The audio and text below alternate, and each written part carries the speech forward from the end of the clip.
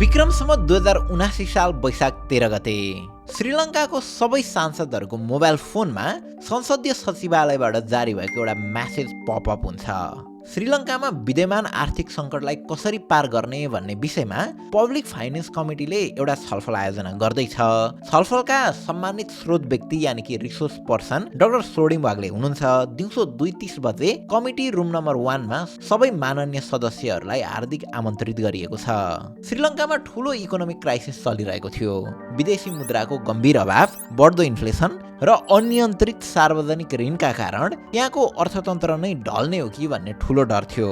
सदनमा पनि गहिरो बहस भइरहेको थियो। जसअनुरूप श्रीलङ्काको कमिटी अन पब्लिक फाइनेन्सले विभिन्न क्षेत्रका एक्सपर्टहरूको सुझाव लिने निर्णय गरेको थियो। सोही क्रममा नेपालका सोडिम वाग्लेलाई पनि विश्लेषण तथा टिप्पणी दिन आमन्त्रित गरिएको थियो। सोडिम वाग्ले त्यति बेला संयुक्त राष्ट्र विकास कार्यक्रम UNDP का प्रमुख सल्लाहकारको रूपमा कार्यरत थिए।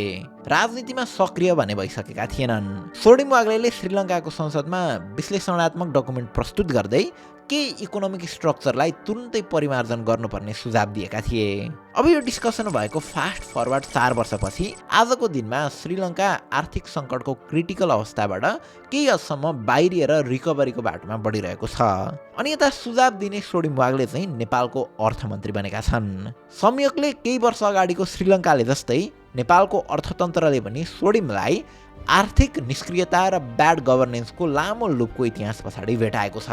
अब यो अवस्थामा सोडिम वाग्लेको काँधमा केवल नेपालको बजेट व्यवस्थापनको जिम्मेवारी मात्र छैन, लामो समयदेखि पछाडि परेका सम्भावनालाई फेरि उकास्नुपर्ने दायित्व पनि छ। अब यिनै दायित्व निभाउन अर्थ मन्त्रालयको लिड गरिरहेका सोडिम वाग्लेको अर्थमन्त्रीसम्मको जोर्नी चाहिँ आखिरमा कसरी सम्भव भयो त? र अब उनको काँधमा आएका जिम्मेवारीहरू के छन् त? यिनै विषयमा चर्चा गरौँ आजको इनडेप्थ स्टोरीमा। भिडियो सुरु गर्नुभन्दा पहिला यही वैशाख 30 बाट अल्टिमा लाइफस्टाइलले आफ्नो 8औं आउटलेट दमकको बेलडाङ्गी रोड डिम्याक्स सिनेमाको छेउमा खोल्दैछ। साथै वैशाख 30 बाटै अल्टिमाको बुम स्लिक इयरबड्स पनि लन्च हुँदैछ। अल्टिमा लिङ्क एप सपोर्ट, 4वटा डिफ्रेन्ट कलर अप्सन भएको, up to 40 hour play time र IPX5 वाटर रेसिस्टेन्स 3499 पर्ने यो इयरबड्स तपाईँले स्पेशल लन्च प्राइस स्वरूप जम्मा 1599 मा पाउनुहुनेछ भने दमक स्टोरमा चाहिँ वैशाख 30 देखि जेष्ठ 6 सम्म डेली फर्स्ट 100 कस्टमरले मात्र 999 मा पाउनुहुनेछ। साथै दमकको आउटलेटमा तपाईँले कुनै अल्टिमाको प्रोडक्ट किन्दा स्पिन एन्ड विन खेल्न पाउनुहुनेछ, जसमा टोटल 16 लाखको गिफ्ट छुटाइएको छ, इन्क्लुडिङ बम्परमा गोल्ड कोइन पनि। साथै देशैभरका स्टोरमा भ्यालु पर्चेस डिल पनि छ, जसमा स्क्रिनमा देखाए अनुसार तपाईँले 8000 भन्दा बढी खर्च गरेमा यस्ता गिफ्टहरू पाउनुहुनेछ। सो पूर्वमा हुनुहुन्छ भने दमक स्टोर, अनि अन्य ठाउँमा हुनुहुन्छ भने आफूलाई पाएक पर्ने अल्टिमाको स्टोर या वेबसाइट पक्कै पनि भिजिट गर्नुहोला। Okay, let's start the video. सोडिमको जन्म विक्रम सम्वत 2031 सालमा गोर्खाको सानो गाउँ बुनकोटमा भएको थियो। उनको बुबा जीवनराज वाग्ले काठमाडौँको बुढा नीलकण्ठ स्कुलमा नेपाली विषयका शिक्षक थिए। उनीहरू सोडिम सानो छँदै सब परिवार गोर्खाबाट चितवनको रत्ननगरमा बसाइसरेका थिए। पछि क्लास 4 मा पुगे पछाडि भने उनको बुबाले सोडिमलाई आफूले नै पढाउने स्कुलमा भर्ना गरिदिए। बुढा नीलकण्ठमा धेरै जिल्लाबाट सेलेक्ट भएका ट्यालेन्टेड विद्यार्थीहरू आउने गर्थे। उनीसँगै त्यस स्कुलमा तत्कालीन राजपरिवारका सदस्य दिपेन्द्र वीरविक्रम शाह र पारस शाहदेखि लिएर नेपालको पूर्वदेखि पश्चिमी जिल्लाबाटै आएका फरक सोच र ब्याकग्राउन्ड भएका विद्यार्थीहरू पनि थिए। पारस शाह त अझ उनको सहपाठी नै थिए। छुट्टीपछि फेरि स्कुलमा भेला हुँदै गर्दा उनका साथीहरू आफ्ना अनुभव र गफहरू सुनाउँथे। पश्चिमी नेपालको साथी देउडा गीत गाएको कथा सुनाउँथ्यो भने राजाका छोराहरूका विदेश घुमेका र प्लेन चढेका अनुभवहरू पनि सुन्न पाइन्थ्यो। यो विविधताले सोडिमलाई सानो उमेरमै संसार कति फराकिलो रहेछ भन्ने बुझाएको थियो। 2046 सालमा गएर उनले बुढा नीलकण्ठबाटै SLC उत्तीर्ण गर्छन्। उनी 46 सालको SLC को नेपालकै बोर्ड सेकेन्ड स्थानमा आएका थिए। SLC पास, त्यो पनि राम्रो मार्क्स ल्याएर। अब सामान्यतः यतिको उपलब्धि गरेका विद्यार्थीहरू साइन्स पढेर डाक्टर वा इन्जिनियर बन्ने अपेक्षा गर्ने चलन थियो, जसकारण उनले पनि पहिला त्यही नै बाटो रोज्छन्। तर उनी त्यो बाटोमा लामो समयसम्म चाहिँ हिँडिराख्दैनन्। बुढा नीलकण्ठ ब्रिटिस र नेपाल सरकारको सहकार्यमा खोलिएको स्कुल थियो। त्यसैले त्यति बेलाको माहौलमा स्कुलमा धेरै ब्रिटिस टिचरहरू हुने गर्थे। सोडिम भर्खर ए लेभल्स पढ्न लाग्दा बेलायतबाट एकजना इकोनोमिक्स पढाउन नयाँ शिक्षक रे मोर्गन उनको स्कुलमा आउँछन्। उनी ती टिचर आए पछाडि स्कुलको एक्स्ट्रा करिकुलर एक्टिभिटी अन्तर्गत छुट्टै क्लब पनि सुरु हुन्छ। सोडिम र उनीसँग एसएलसी दिँदा नेपालकै 5th स्थानमा आएका साथी नुरुल लामा शेर्पा त्यो क्लबमा सहभागी हुन जान्छन्। कहिलेकाहीँ उनीहरू दुईजना त्यस नयाँ टिचरको घरमै पनि जाने गर्थे अनि सिडीबाट इकोनोमिक्सको बारेमा भिडियोहरू हेर्ने गर्थे। एक दिन तिनै टिचरले सोडिमलाई भारतमा कति जनसङ्ख्या छन् होला थाहा छ भनेर सोध्छन्। सोडिमले जवाफमा करिब 30 करोड जति होला भन्छन्। अनि त्यस पछाडि तिनै टिचरले फेरि त्यति ठुलो पपुलेसनलाई शासन गर्न आएका ब्रिटिसर्सहरूको जनसङ्ख्या चाहिँ कति थियो होला भनेर सोध्छन्। अक्कबक्क परेका सोडिमलाई तिनै टिचरले करिब 20,000 ब्रिटिस अफिसर्स र ट्रुपले 30 करोड इन्डियनहरूलाई रुल गरेको कुरा सुनाउँछन्। त्यति बेला एडमिनिस्ट्रेसनको पावर यतिसम्म हुँदो रहेछ भन्ने थाहा पाए पछाडि यो कुरा सोडिमको मनमा गहिरो छाप बनेर बस्छ। विश्व अर्थतन्त्र र राजनीतिका यस्ता वृत्तचित्रहरू देख्दै गर्दा एक दिन सोडिम आफ्नो साथीलाई भन्छन्, साइन्स भन्दा पनि बरु इकोनोमिक्स पो इन्ट्रेस्टिङ हुन्छ क्या नुरु, स्कुलले व्यवस्था मिलाइदियो भने त पढ्नुपर्छ। अब सोडिम र उनका साथी इकोनोमिक्स पढ्छु भन्दै प्रिन्सिपल कहाँ जान्छन्। यसमा रोचक कुरा चाहिँ के थियो भने त्यो बेला स्कुलमा इकोनोमिक्स पढ्ने विद्यार्थीहरू नै थिएनन्। त्यसैले दुईजना यति ट्यालेन्ट विद्यार्थी इकोनोमिक्स पढ्छु भनेर इन्ट्रेस्ट देखाउँदैछन्। यो कुरा प्रिन्सिपलको लागि पनि अनौठो थियो। तैपनि त्यति बेलाका प्रिन्सिपलले उनीहरूलाई त्यो व्यवस्था मिलाइदिन्छन्।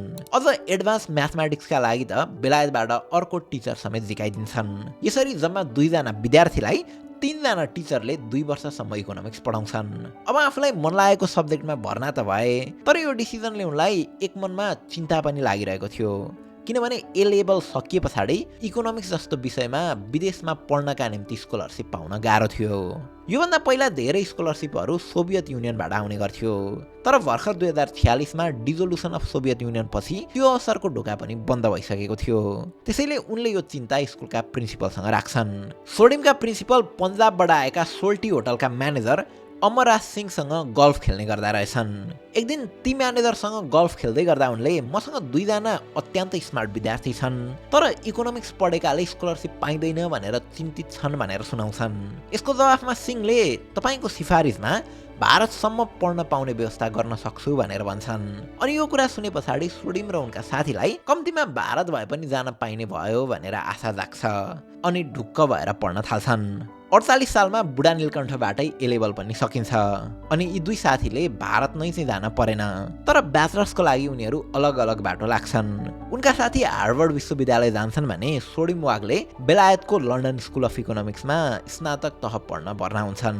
यसरी अहिलेसम्म एउटै स्कुलको छायामा हुर्केका सोडिम बल्ल नयाँ संसारसँग ठोकिन्छन्। नयाँ ठाउँ सँगसँगै उनले थुप्रै चुनौती र अवसरहरू सामना गर्छन्। एक दिन उनको लाइफमा एउटा अनएक्सपेक्टेड अवसर आउँछ।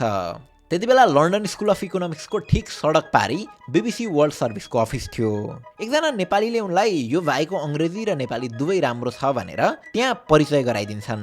यस पछाडि त माइक्रोफोन लगाएर रेकर्डेड कार्यक्रम चलाउने अनि अलि पछि लाइभ कार्यक्रम समेत चलाउने गरेर उनले लगभग 20-21 वर्षको उमेरमै राम्रो पकेट मनी कमाउन थाल्छन्। हब्बीको रूपमा जर्नालिजम पर्सु गरे पनि उनलाई बन्नु चाहिँ इकोनोमिक्स नै थियो। त्यसैले एलएसीमा पढ्दै गर्दा पनि उनले हार्वर्डका प्रोफेसरहरूसँग नजिक भएर काम गर्थे। यही इफोर्ट र नेटवर्कले बिस्तारै उनलाई अर्को ठुलो ढोका पनि खोलिदिन्छ।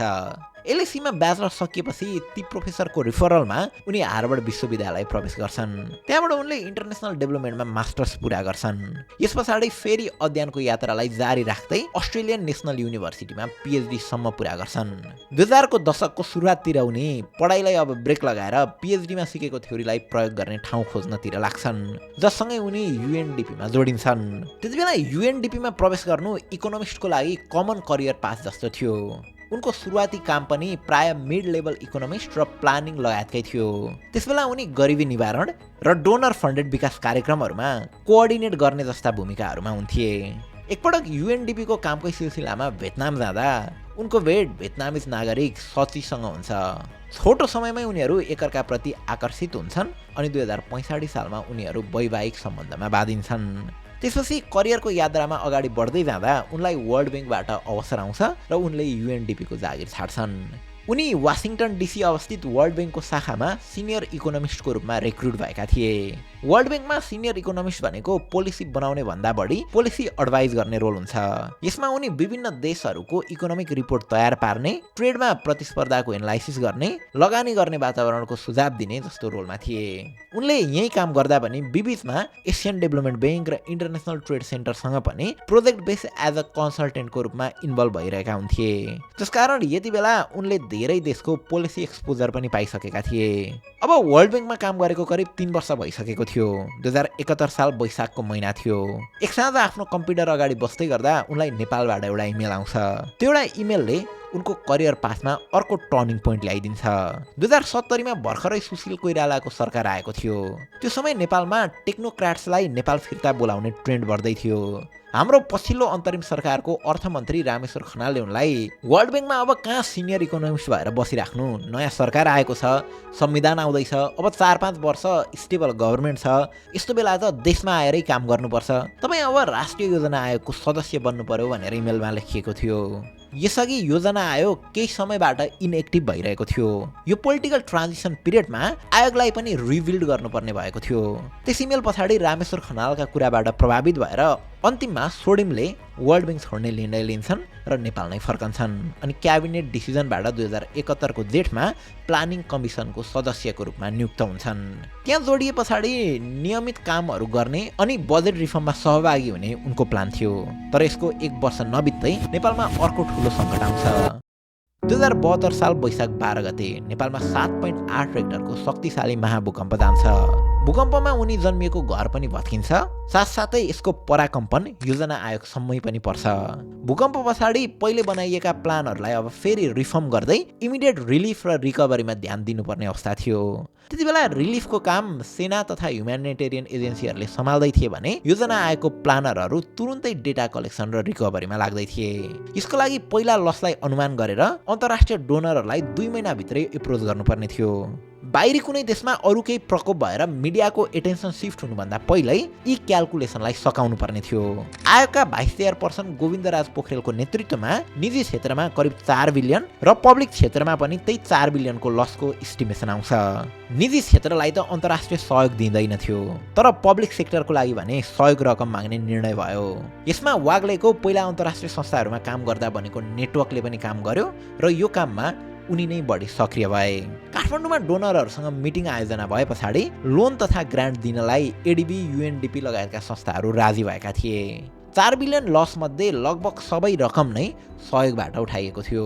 त्यतिकैमा डोनर मध्येका एकजनाले उनीहरूलाई प्रश्न गरेका थिए, तिमीहरू आफ्नो नियमित बजेटको त खर्च गर्दैनौ, यो रिकन्स्ट्रक्सनको रकम कसरी खर्च गर्छौ? यो प्रश्न पछाडि नयाँ फास्ट ट्र्याक संयन्त्रको फर्मेसन गरौँ भनेर त्यो समयमा प्लानिङ कमिसन अन्तर्गतको सब बढी राष्ट्रिय पुनर्निर्माण प्राधिकरणको फर्मेसन भयो। यस प्राधिकरणका प्रमुखलाई सबै मिनिस्ट्रीसँग कोअपरेट गर्न सजिलो होस् भनेर एकदमै पावरफुल बनाइएको थियो। अनि 6 वर्ष पछाडि स्वत प्राधिकरण आफै खारेज हुने मेकानिजम पनि बनाइएको थियो। यो संस्था देश निर्माणलाई एउटा झलक दिन सक्छ कि भन्ने भिजनमा अडिएको एक्सपेरिमेन्ट पनि थियो। भूकम्प र डिजास्टर रेस्पोन्सको काम चल्दै गर्दा त्यसको 5 महिना नबित्दै सदनमा अर्को लहर पनि चल्दै थियो र त्यो थियो संविधान बनाउने लहर। यही सभाले अब संविधान बनाउनु पर्छ भनेर माग भइरहँदा छोटो समयमै देशमा संविधान आयो। अवेटेड संविधान फाइनली आउनु ठुलो उपलब्धि त थियो, तर यससँगै मधेस आन्दोलन र इन्डियाको नाकाबन्दी भयो अनि सँगै फेरि सरकार पनि परिवर्तन भयो। योजना आयोग आफूमा टेक्निकल संस्था भए पनि यसमा नियुक्ति चाहिँ टेक्निकल र राजनीतिक दुवै हुने गर्थ्यो। राजनीतिक नियुक्ति हुने भएकाले सरकार चेन्ज भए पछाडि सोडिम वाग्लेले पनि योजना आयोगबाट राजीनामा दिएर बाहिर निस्किए। नयाँ सरकार आए पछाडि भर्खरै सुरु भएको प्राधिकरण राष्ट्रिय पुनर्निर्माण प्राधिकरणका सिइओ फेरि फेरबदल भयो, जससँगै प्राधिकरणको काम गर्ने शैली गोविन्दराज पोखरेलको टिमले देखेको इनिसियल भिजन भन्दा अलि फरक हुन गयो। त्यस अवधिमा राष्ट्रिय योजना आयोगबाट अलगिए पछाडि सोडिम वाग्ले पनि विश्व ब्याङ्कमै फर्किएका थिए, तर समयले फेरि 2073 मा उनलाई योजना आयोगमै डोर्यायो र यति बेला चाहिँ आयोगको मुख्य पद भाइस चेयरपर्सन भएर आएका थिए उनी। यस पछाडि फेरि पनि 10-12 महिनाको टेन्योर पछि बाहिरी संस्थाहरूमै काम गर्न उनी फर्किए। यसरी उनी 2 पटकसम्म योजना आयोगमा संलग्न भए। यो समयलाई सोडिम लाइफको सबभन्दा मेमोरेबल समय, सँगसँगै गर्न खोजेको तर नसकेको कामका कारण फ्रस्ट्रेसन भएको फेज भन्ने पनि गर्छन्। त्यति बेला नजिकैबाट देशको आर्थिक अवस्था देखेको कारणले पोलिटिक्सको बग उनको दिमागमा छिरेको थियो। योजना आएपछि फेरि उनी युएनडिपीमै प्रमुख सल्लाहकारको रूपमा कार्यरत भए। प्रमुख सल्लाहकार भएकै कारण उनलाई 2079 सालमा श्रीलङ्काले आफ्नो अनगोइङ इकोनोमिक क्राइसिसबारे छलफल गर्न बोलाएको थियो। यसमा फाइनल टेक श्रीलङ्का र अन्तर्राष्ट्रिय संस्थाकै भए पनि श्रीलङ्काले अपनाएको धेरै पोलिसीहरू सोडिमले दिएको विश्लेषणसँग नजिकबाट सम्बन्धित थिए। यसरी सोडिम नेपालको सदनभन्दा पहिला श्रीलङ्काको सदनमा उभिएका थिए। यो समय उनी पोलिसी एक्सपर्टबाट नेपालको सक्रिय राजनीतिमा ट्रान्जिसन पनि गर्दै थिए। लामो समयदेखि नेपाली कङ्ग्रेसका सपोर्टर तथा सल्लाहकार अनि शेरबहादुर देउवाका निकट मानिने उनी आरजु देउवासँग विचारधारा नमिले पछाडि लामो समयको मनमुटावसँगै आफूलाई ह्युमिलेट फिल भएको भन्दै 2079 चैत्र 16 गते सधैँका लागि नेपाली कङ्ग्रेस पार्टी छाडेको घोषणा गर्दै राजसभा प्रवेश गर्छन्।